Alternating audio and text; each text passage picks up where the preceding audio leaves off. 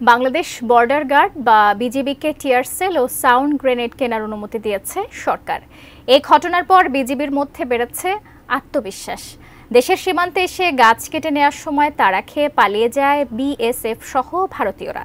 এরই মধ্যে ভারতের ত্রিপুরা সীমান্তের মনু নদের উপরে বাংলাদেশের বাঁধ পুনর্নির্মাণকে কেন্দ্র করে আতঙ্কে ভারতের ত্রিপুরা রাজ্যের মুখ্যমন্ত্রী নালিশ করলেন ভারতের কেন্দ্রীয় স্বরাষ্ট্রমন্ত্রী অমিত শাহর কাছে। মোহাম্মদ সোহাগ বিশ্বাসের রিপোর্ট। বাংলাদেশের ওই পারে ওরা একটা এমব্যাঙ্কমেন্ট বানাচ্ছে তাদের প্রোটেকশনের জন্য, ফ্লাড প্রোটেকশন এমব্যাঙ্কমেন্ট। আওয়ামী লীগের শাসনামলে যে নতজানু পররাষ্ট্রনীতি নিয়ে এগিয়ে গেছে বাংলাদেশ, তা আজ পরিবর্তন হয়েছে।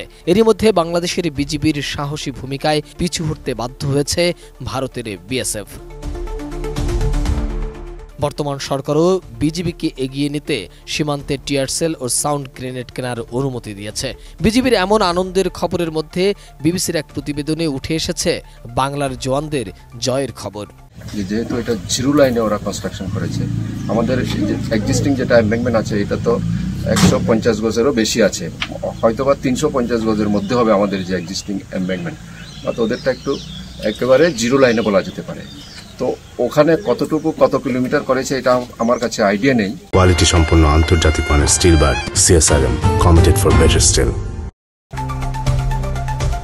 ভারতের ত্রিপুরার সীমান্তে মনু নদীর উপরে বাংলাদেশের তরফে যে বাঁধ দেয়া হচ্ছে তা নিয়ে দিল্লিতে স্বরাষ্ট্রমন্ত্রী অমিত শাহের কাছে বিস্তারিত রিপোর্ট জমা দিয়েছে ত্রিপুরার মুখ্যমন্ত্রী মানিক সাহা। ত্রিপুরা সরকারের অভিযোগ, সীমান্ত পিলারের খুব কাছেই বাঁধের জন্য মাটি ফেলে রাখা হয়েছে, যা দুই দেশের চুক্তি অনুযায়ী করা যায় না।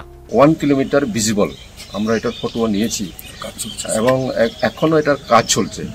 আমাদের কাছে রিপোর্টিং এটাও হয়েছে যে ওখানে তারা নাকি পাক্কা এমব্যাঙ্কমেন্ট মানে পিচ ঢালাই করার জন্য প্রস্তুতি নিচ্ছে।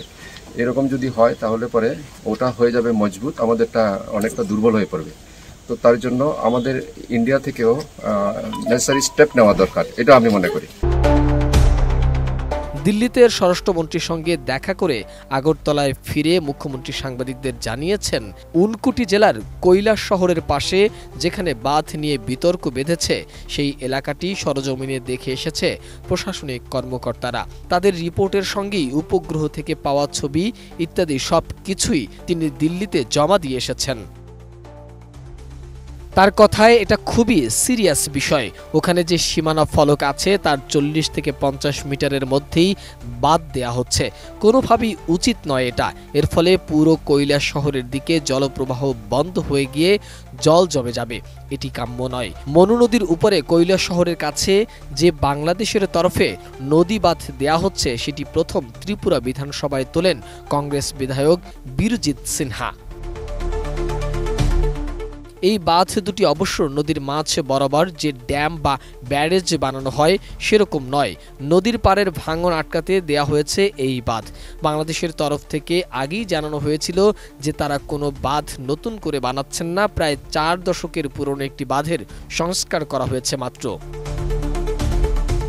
সেখানকার পানি উন্নয়ন বোর্ডের কর্মকর্তারা বলছেন বাঁধটি আগে থেকেই ছিল, কিছু জায়গায় উঁচু নিচু ছিল, ডিজাইন অনুযায়ী বিভিন্ন জায়গায় এক লেভেলে যতটুকু দরকার ততটুকু করা হচ্ছে। আবার 3 পয়েন্টে ভারতের বাধার জন্য কাজ করতে পারছেন না বলেও জানান তারা। মোহাম্মদ সোহাগ বিশ্বাস, এটিএন নিউজ, ঢাকা।